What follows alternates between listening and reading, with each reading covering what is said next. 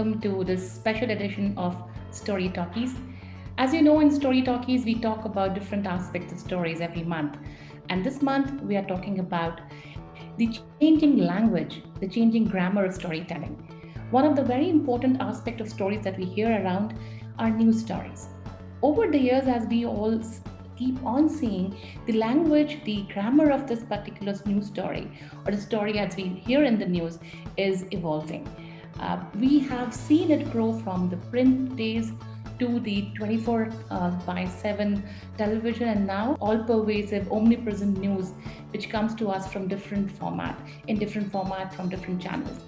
And today we are going to speak to Rika Roy. She is a sports journalist, and I think she has spent for as long as I remember. It's been more than 20 years, if not more, right, Rika? Yes, it's been 21 years going now. And you rightly said I've spent a larger part of my life reporting on sports.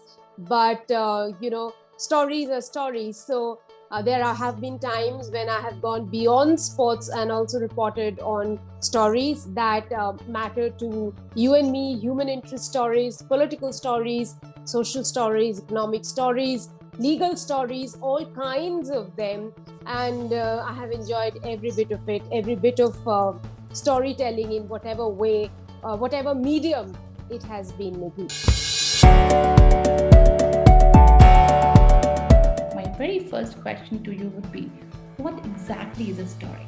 Well, let's talk about a news story here. A story that I have to relay to you is a story that also matters to you, matters to your day-to-day living, matters to your, I would say, future more than your past. So that becomes a news story. For example, if we are talking about vaccines today, so efficacy of vaccine is one of the things that everyone wants to know. Going beyond our health and going beyond, our day-to-day lives. If we talk about sports, last night there was a Danish player who fell on the pitch and had to be resuscitated, and it was happening on the Euro 2020 platform when Finland was playing Denmark. That was the biggest story of the hour. And why did it become the biggest story of the hour? It was not just a story for sports fans. It was for even people beyond sports. How can such an incredibly fit man suddenly fall on the pitch and have a heart attack? That's something for everyone to know. And that's a thing that instantly kicks the interest of a lot of people. Hence, you would have seen a lot of people asking questions on Twitter since last night, a lot of people discussing as to how this happened. This is just, the stories that emanated from there was from one incident of the sports person or the footballer in this case falling on the pitch. So that's what a story really is. It's a nugget of information that matters to you and me, told well by a journalist. The idea of journalists and journalism, and that is what I personally follow to ask me, is to add context to content. So there is a story, there's a lot of content around us, but context is very important. Why would then that piece of information, that content matter to me, is what a journalist then needs to break down. When you're talking about context to content, and we see now we are in an era where there's a content overload, right? There's content everywhere. You pick up your phone, there's content. You log onto television, there's content. There's web. There are more media today than a person can think of. In this kind of a content overload, isn't there authenticity and the authenticity of the story, which is all the more important? And that's where the context and the content, the balance that it has to have is authenticity. Do you believe that? Yes, absolutely. So, in today's day and age, as you mentioned, that there are so many ways of learning what is happening around you. You have to go to the right channels, you have to go to the right platform to get the information. And there are fact-checking devices, there are tools available on the web for you to do your fact check. If you're interested in content, if you're interested in news, and to get the correct news, there are devices that then you should apply, because this overload of information might make us hazy at times, might make us confused at times. But we have to, as human beings, that's what we need to do. We need to evolve. We need to go beyond these myriad layers of confusion and find out what's the best way of doing our job. If it is news, then finding the right news. In my case, telling the right story. If I have a confusion, then it's not just one source that will help me, clear that confusion. I speak to multiple sources. There are tools available on the web to figure out whether that source is correct, which source is correct and which is not. So as human beings, while we use technology, we should also be using our own wisdom to figure out what is acceptable, what is the correct news, and what is not. And that brings me to the next question, that in all this information content overload and the multiple channels that we have today, we have seen the news grow from a very staple thing that you begin your day with, right, in a newspaper, to how you're consuming it all through the day. Every second the news is being consumed, the pressure is to create news every second, right? I want to know, how has the grammar of storytelling evolved? If you're writing again for newspaper as against creating a podcast, what kind of different approach that you would take to storytelling? Let me give you an example.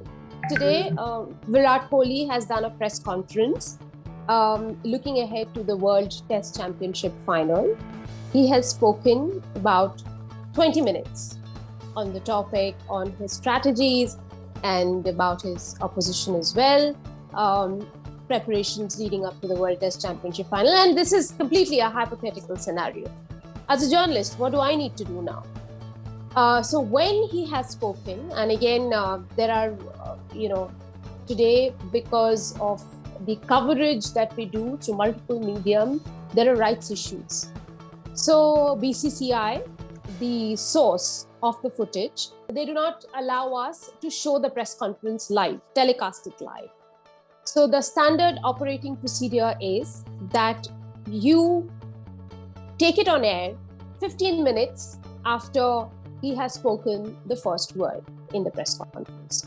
So at that point, the press conference may not have finished, but he would have been in the last bit of what he's talking about. So, then we start showing. So once those 15 minutes are shown, or whatever, 10, 12 minutes are shown, we have to take out the key chunks or the key bits of the press conference. That then is transcribed and put out. But even while he's talking, there are bits of the quotes that are tweeted out simultaneously, put out on ndtv.com, that's the web. They also send out their flashes. I put it on Twitter, I tweet it out, and this is going live, mind you. This is when he has pretty much finished the first sentence. If there's a context to be added to the first sentence, I add the context and tweet it. Okay, so that's while the process is on. Then with TV, we cut chunks of his sound bites, which are then played in the next few weeks. After all of this is over, then I have to figure out the footage of what he has spoken about. So he has spoken about R. Ashwin being a key man in the final. So I'll have to figure out R. Ashwin's footage in last few days, what he's done, and weave that into a story. For a newspaper, again, it'll be written as a story. They'll have to add context to what he's saying. And of course, there will be not one headline, but a few headlineable quotes that he would have given.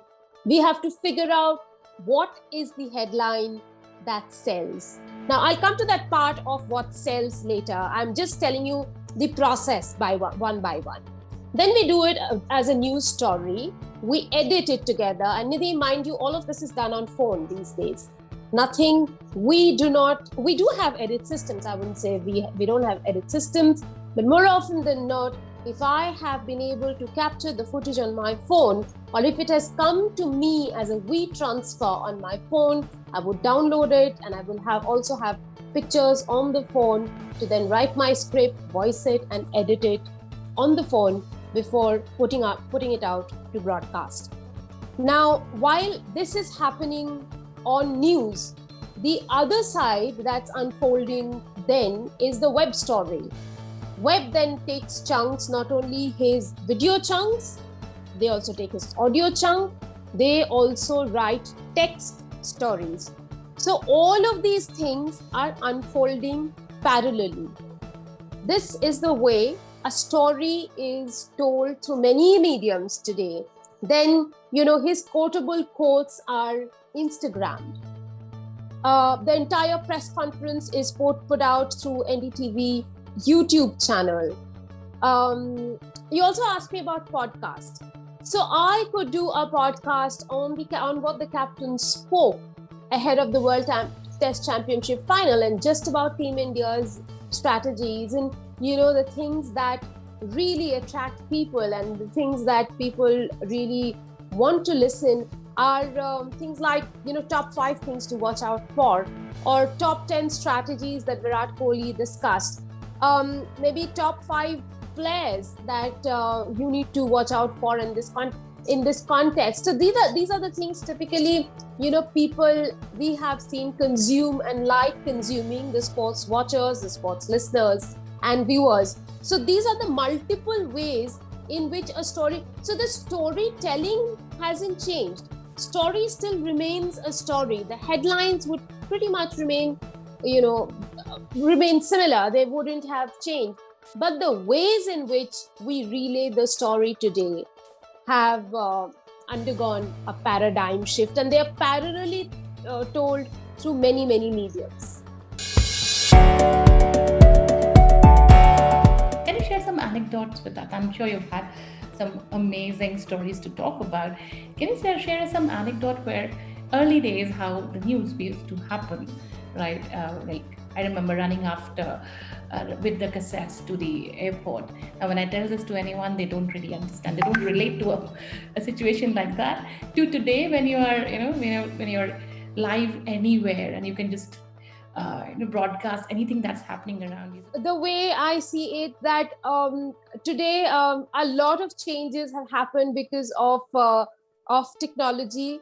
2015, I had gone to cover the Cricket World Cup in Australia, and that was the first time that I carried a mobile unit. I had a tripod, and a mic on me with a headphone. And initially when I walked into the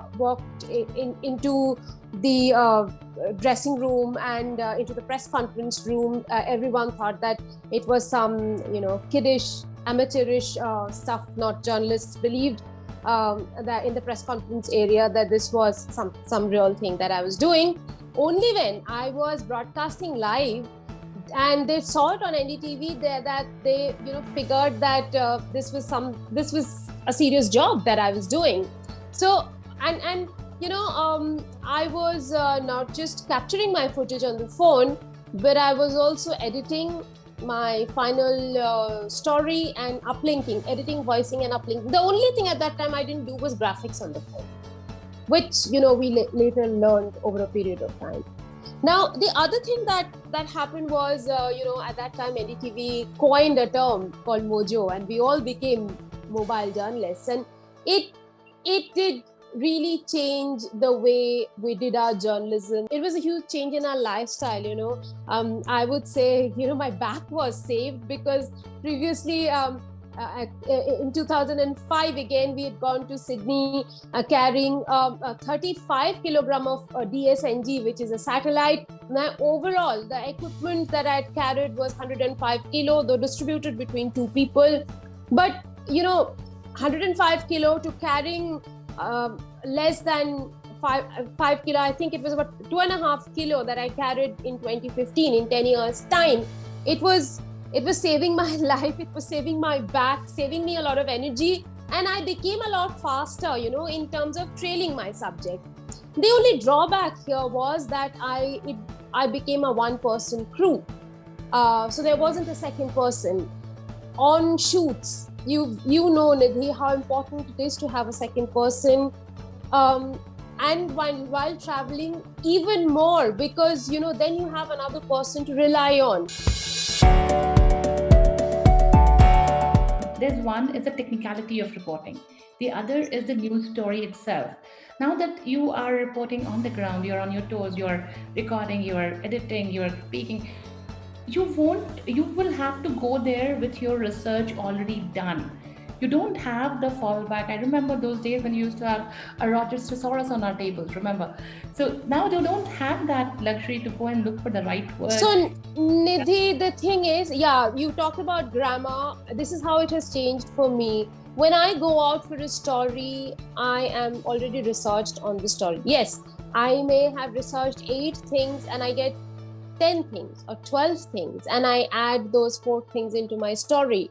But when I am out on the field, I pretty much know 8 things about the story, unless, of course, it's an earthquake situation. It's a situation of a riot. Or floods or exigency or a fire. You don't know what to expect at that time. You are kind of faced with all kind of uncertainties. But beyond these exigencies, beyond these moments where a journalist really has to get in and take control of the situation, all other situations are under control. And when you are under control, you're expected to know what is coming up next, what you're going to face next, and plan accordingly. You don't write the script after you come back. You could have pretty much written the script before you've gone out and then made additions to your script. As a journalist, you are setting the narrative, right? Yes, you are planning ahead. That's what is called planning ahead. No, you can't set the narrative. I would say that again, a journalist has to be like a postman. Can't be setting the narrative. Yes, should be in know of what is happening. Should be in know of the flow of events, but can't set the narrative, can't tell a story according to what he or she believes in. The story has to be, at the end of the day, the story that unfolds. But more often than not, Nidhi, you would realize that if you're going for a political press conference, you would know the next move, right? If you're following, you're on that beat, you would know what is the next move, what they are going to talk about next. Then before going, you have your pictures out, that these are the pictures that I'm going to play with. So the preparation that we did before the story started helped us once the story was over, and once the post-production had to be done. So after his press conference was done, we didn't have to go looking for pictures. The pictures were already worked upon, or the supers, the captions were already worked upon. Say 70% of the supers were done. By supers, we mean the captions, the tickers that run. 30% had to be added. Quotes had to be added. So these are the things that you add on in a developing story. But if you know that a story is to develop, unless it is completely out of the blue, then you prepare. As I've been saying, the language, the way we cover news, the way we consume news has changed, and there are a lot of people who are out there who find the news very glamorous as a profession. It's only when you get in, that along with the grammar, there's a lot more that goes in. But then there's essentially a news person has to know the news story and has to be able to write it.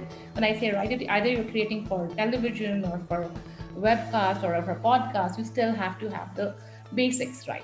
What would you tell this to the people who are willing to or waiting to get into journalism in today's time? Is writing not actually required at all? It is required very much from start to finish. Writing is very, very important. So how you structure your story is ultimately what makes you a good reporter from someone who is not eloquent. If you are going to be an eloquent reporter across format, writing is very, very, very important. It's actually the key thing.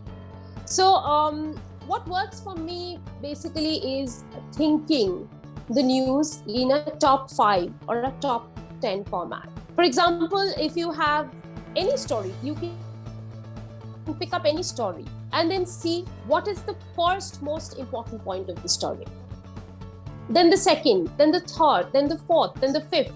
So what I do is I prioritize according to the importance of the news. Your most important point in a story cannot be hidden somewhere in the middle of the story. It has just got to come up top. That is your headline. That's where you begin. And your PTC, or where you end, is your signature. That's where you're summing up the story. So it's important to begin on a high. It is important to end on a high where you are summing it up, because that's where you are leaving an impression on your viewer, your reader, your listener, whatever it is. So you have to understand how to structure a story. Structuring a story is about writing a story, Nidhi. So writing, as you asked me, writing is absolutely the key to doing any form of journalism. And to all you budding journalists, I would like to say, pick one language, a language that you think in. Today, journalism can be done in any language, and any language you can become, an accepted and a famous journalist. So fame is a byproduct of what you do. I wouldn't say that you should start out to be famous. It is a byproduct of the hard work, the labor, the energies that you put in over the years. And that can be attained by communicating, by speaking, by writing, by relaying, by podcasting in any language. Pick your language. It's important to pick the language in which you think and you structure. Once you start structuring your stories is when you will be able to find a direction. You will be able to give a direction to what you think. And, this is not just going to help you in becoming a good journalist. It'll uncomplicate, declutter your own life as well. And that's happened to me, and that's happened to several other journalists. If you speak to them, that the whole concept of decluttering, demystifying, thinking in a simple way, and simplifying, the content that you have before you is something that helps you as a person as well, in your personal life as well, not just in your professional life. That's really, really interesting. Decluttering your worldview to recluttering your own life, and presenting a very, very decluttered and clean story out for the listener and the viewer. That's I think is a high note on which we would like to conclude this month's Story Talkies. Thanks a lot, Rika, for spending time with us and telling us your journey about the stories that you have told and stories that you continue to tell. And we'll be back again next month with a lot more conversations that matter. Thanks a lot.